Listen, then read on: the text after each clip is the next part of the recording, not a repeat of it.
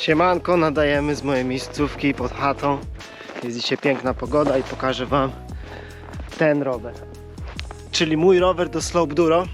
I pierwsze pytanie, co to jest Slope Duro? Slope Duro powstało niedawno, pierwszy raz zobaczyłem je na angielskich filmikach i powstało od dwóch słów: slopestyle i enduro.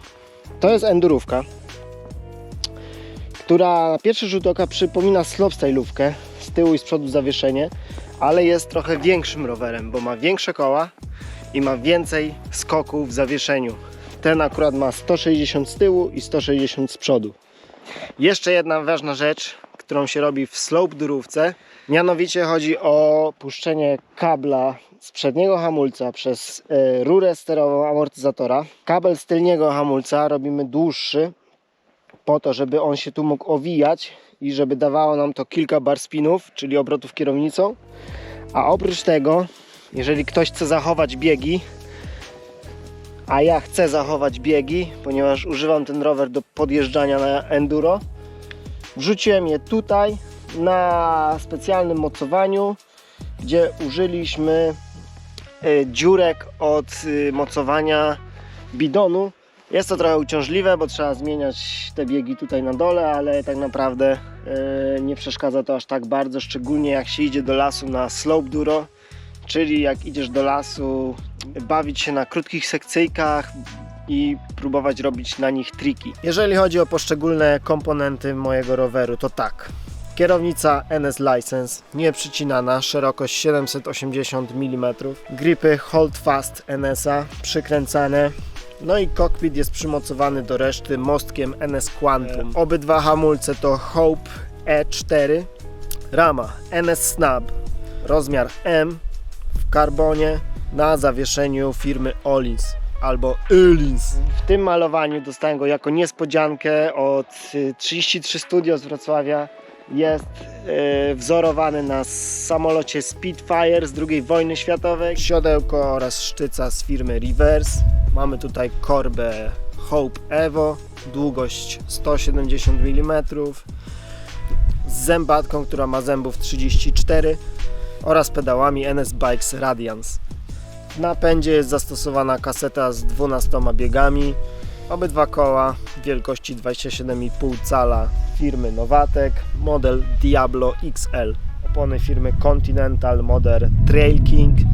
W środku w oponach są wkładki firmy Cashcore. No i jeszcze jedna ostatnia rzecz, przedni amortyzator, również Öhlins, wersja Enduro. No i uwielbiam ten rower, na pewno nigdy się go nie pozbędę, on będzie już u mnie na zawsze. Chciałem zrobić jeszcze bike check tego roweru, bo go nigdy nie pokazałem porządnie w tym malowaniu, a jest on dla mnie wyjątkowy i pomyślałem, że fajnie jakbyście go też zobaczyli. Szczególnie, że ten rower za niedługo zawiśnie u mnie w garażu na ścianie, a zastąpi go nowy, świeżutki Define. A oprócz tego, że zrobiłem bike check, to jeszcze nadesłaliście mi dużo pytań na Instagramie, bo o to prosiłem. Dzięki dla wszystkich, którzy nadesłali te pytania. Ile zazwyczaj masz barów na takie śnieżne wypady i jakie piasty ma ta maszyna? Piasty z Novateka, bo to są całe koła z Novateka. Na takie śnieżne wypady, jak ostatnio wrzucałem ze Ślęży, no to ładuje trochę mniej ciśnienia niż zwykle, żeby przyczepność była lepsza. I tu właśnie ratuje Cashcore, bo masz mało powietrza, to na ostrej bandzie może ci opona zejść. Cashcore robi coś takiego, że on to wszystko trzyma i ta opona nie zleci, a dwa, przy jakichś dobiciach na kamieniu czy czymś nie przedziurawisz sobie opony, nie zniszczysz felgi, bo Cashcore działa jak poduszka ochronna. Tak patrząc po tej oponie, to ten bieżnik to nie za mały na ciężkie i mokre warunki. No kurczę, no widocznie nie. Bardzo dobrze mi się na nim jeździło ostatnio, kiedy było mokro, kiedy spadło troszkę śniegu. Conti daje radę. Ile kosztuje najdroższa część w Twoim rowerze? Podejrzewam, że jest to przedni amortyzator z Öhlinsa, ale nie wiem, ile on kosztuje, bo dostałem go za darmo. Jak być zauważonym przez na przykład Red Bulla, żeby jeździć na zawody? To nie jest tak, to jest na odwrót. Trzeba jeździć na zawody, żeby zostać zauważonym przez sponsorów. I jest tylko jedna rada: jeździć. Czemu nie Fox 36 lub 38? Kilka razy słyszałem takie powiedzenie: chcesz mieć problem, kup se Foxa. Dlaczego nigdy nie używacie siodeł w systemie Pivotal? Dlatego, że siodło z drutami możesz wyregulować w taki sposób, że możesz je podsunąć bardziej do przodu. Wtedy przy bar spinach ono jest bliżej do kolan. Jak ja tak ustawiłem siodło na drucie, no to poczułem różnicę, że fajniej mi się robi bar spiny. Dokąd jesz tupta nocą? Chyba do śmietnika po jakieś żarcie. Telefon? Siema, dzwonię do ciebie, bo coś nagrywam. Możesz pozdrowić twoich fanów. Pozdrawiam. Czy można kupić ramy, naklejki w takim malowaniu na zamówienie?